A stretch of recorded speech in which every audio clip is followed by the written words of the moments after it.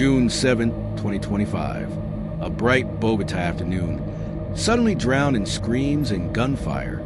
Colombia's rising star politician, Miguel Uribe Turbay, falls to ground, his dreams, his campaign, and perhaps Colombia's future shattered in an instant. But who wanted him dead? A teenage assassin with no past, or the shadows behind him? This is a story of a killing that Colombia still cannot explain. Born 1986, from a family marked by violence, his mother, journalist Diana Turbay, kidnapped and killed during a failed rescue in 1991. Miguel grew up in the shadow of tragedy. His mother's death was Colombia's loss, but for Miguel, it was a fire that would shape his politics. He studied law, became city councilor, later senator, ambitious, young, seen as a presidential hopeful for 2026. But in Colombia, ambition is dangerous, and for Miguel Uribe Turbay, it would prove fatal. Uribe had been warned. Some said security was weak. His bodyguards cut from 7 to just 3, but he walked on stage anyway, smiling at the crowd, ready to speak.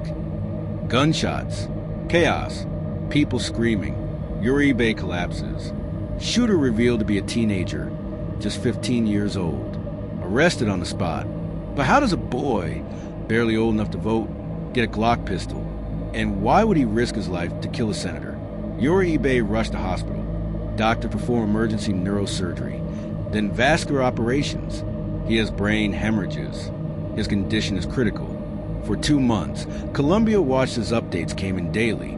Crowds gathered outside hospital. On August 11, 2025, after 65 days of struggle, Miguel Uribe Turbay dies. A country went into mourning. A widow was left with children. And Colombia's election lost one of its youngest voices.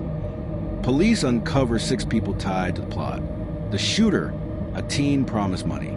The driver, who helped with logistics. The alleged mastermind, Elder Jose Artiega Hernandez, known as Chippy. But was this a gangland contract killing? Or something far darker, a political execution? The Glock pistol was traced back to Arizona, USA, a weapon that crossed borders. Who gave a teenager that gun? And why did security let him get close? Political enemies who saw Uribe as a threat for 2026 election, drug money influence, corruption inside institutions. Colombian Attorney General classified the case as crime against humanity. A single bullet became more than murder. It became a message to other politicians, to Colombia itself. Funeral scenes, tens of thousands in Bogotá streets. His father vows to continue his legacy, but Colombians ask, if a teenager was just a trigger, then who pulled the strings? The answer may decide the future of an entire nation. One man is gone, but the shadows remain.